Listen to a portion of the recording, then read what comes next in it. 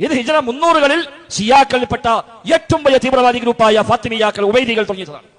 ഫാത്തിമി എന്ന പേര് പോലെ ആളെ പുട്ടിസക്കാൻ സ്വീകരിച്ച പേരാണ്. ഉബൈദികളാണ് അവർ. ഫാത്തിമ ബീവിക്ക് ചേർത്തിട്ട് പേരിട്ടാൽ ഏർപ്പെട്ടല്ലോ, ആളുകൾ സ്വീകരിച്ചോളും. ആ ഫാത്തിമിയാക്കളാണ് ഹജറുൽ അസ്വദ് കട്ടുണ്ടായ മനുഷ്യന്മാർ.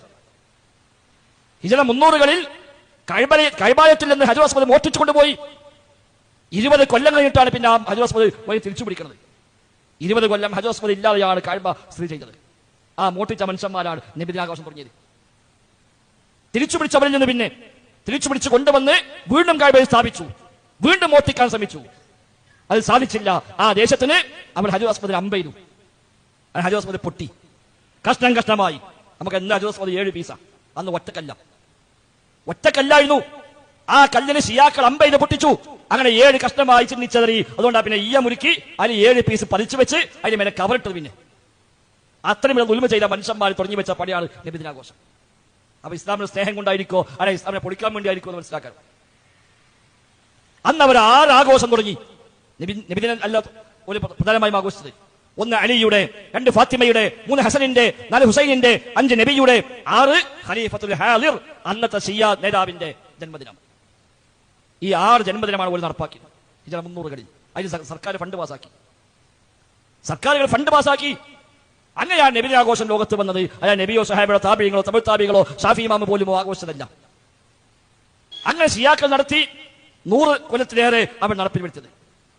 പിന്നെ രാജാക്കന്മാർ മാറി മാറി വന്നപ്പോൾ പിന്നീട് വന്നൊരു ഭരണാധികാരി പ്രഖ്യാപിച്ചു, ഇനി അത് ഇവിടെ ഉണ്ടാവില്ല, നിർത്തിയാണ്.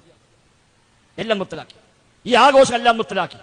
അങ്ങനെ 150 കൊല്ലം പിന്നെ നബിദിനാഘോഷവും ഇല്ല, ഈ പറയപ്പെട്ട 6 ആഘോഷവും ഇല്ല, എല്ലാം ക്യാൻസൽ. ആളുകൾ മറന്നുപോയിനാണ്. പിന്നീടാണ് 600-കളിൽ മുദഫർ രാജാവ്, അയാൾ സൂഫിയായിരുന്നു. സൂഫികളെമ്പാടും സ്നേഹിച്ച, സൂഫികൾക്ക് എല്ലാ സൗകര്യം ചെയ്തു കൊടുത്ത, സൂഫി പർണശാലകൾ നാട് മുഴുവൻ സ്ഥാപിച്ച് ഏത് സൂഫിക്കും വരാം, ഇയാളെ വക എല്ലാ സൗകര്യം കൊടുത്തു. ഭക്ഷണം ഫ്രീ, താമസം ഫ്രീ, ചെലവ് ഫ്രീ, പോകുമ്പോൾ സമ്മാനം കിട്ടും. അങ്ങനെ മൊത്തം സൂഫികൾക്ക് വലിയ ഓഫർ കൊടുത്താണ് മുദഫർ രാജാവ്. അങ്ങനെ മൂപ്പര നാട്ടിലേക്ക് ലോകത്തെല്ലാ ഭാഗത്തും സൂഫികൾ വന്ന് കൂടി. എല്ലാ സ്ഥലത്തും സൂഫികൾക്ക് ഖൈമകൾ കെട്ടിക്കൊടുത്തു. അവിടെ എല്ലാം ഫുഡ് ലഭ്യമാക്കി. അവരെല്ലാം പോകുമ്പോൾ പോകാനുള്ള യാത്രാ ചെലവ് അദ്ദേഹം വഹിക്കും. ഒരിക്കലും സമ്മാനം കൊടുക്കും. അങ്ങനെ സൂഫികളെ കേന്ദ്രമാക്കി തന്റെ നാട് മൂസൽ പട്ടണത്തിലെ ഇർബൽ എന്ന പ്രദേശത്തെ അയാൾ മാറ്റി. ആ മനുഷ്യനാണ് പിന്നെ ഈ ആഘോഷം രണ്ടാമത് കൊടുത്തത്. ഷിയാക്കൾ തുടങ്ങി വെച്ച് 100 കൊല്ലം ആഘോഷിച്ച് പിന്നെ നിർത്തിവെച്ച് 150 കൊല്ലം ഇല്ലാതായ ആഘോഷത്തെ രണ്ടാമത് കൊണ്ടുവന്നു ഈ മുദഫർ രാജാവ്. പിന്നെ അവിടെ നിന്ന് കണ്ട് അത് കുറ്റ പോകാതെ നടത്തിപ്പോകുന്ന സൂഫികൾ. അതിന്റെ ഭാഗമായി പാടുന്ന പാട്ടോ ഈ പാട്ടൊന്നും മുദഫറിന് പോലും പരിചയമല്ല. ഇതൊക്കെ 100-150-200 കൊല്ലം മുമ്പ് ഓരോരുത്തരും ഉണ്ടാക്കി പ്രചരിപ്പിച്ച് നമ്മെ നശിപ്പിക്കാനായി ഷിയാക്കൾ കെട്ടിയുണ്ടാക്കി പ്രചരിപ്പിച്ച കഥകളാണ് ഈ പാട്ടുകൾ.